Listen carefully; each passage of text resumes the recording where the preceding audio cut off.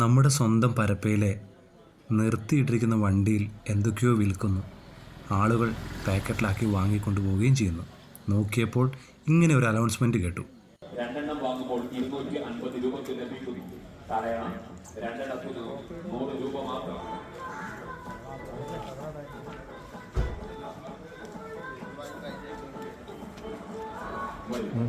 ഈ വണ്ടി UP രജിസ്ട്രേഷനാണ് കേട്ടോ.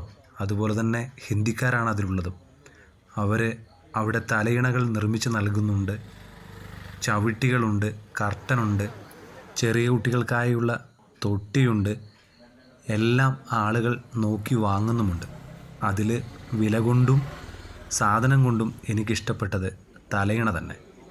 ഞാനും അതിലൊന്ന് വേണമെന്ന് അയാളോട് ചൂണ്ടിക്കാട്ടി. അതുപോലെ തന്നെ 100 രൂപ ഞാനെടുത്ത് അയാൾക്ക് നൽകുകയും ചെയ്തു. അപ്പോൾ ആ ബംഗാളി എന്നോട് പറയുന്നുണ്ട്, നിങ്ങൾക്ക് ഇഷ്ടപ്പെട്ട ഒരു കളർ എടുത്തോന്ന്. അങ്ങനെ ഞാനും ഇഷ്ടപ്പെട്ട ഒരു കളർ എടുത്തു.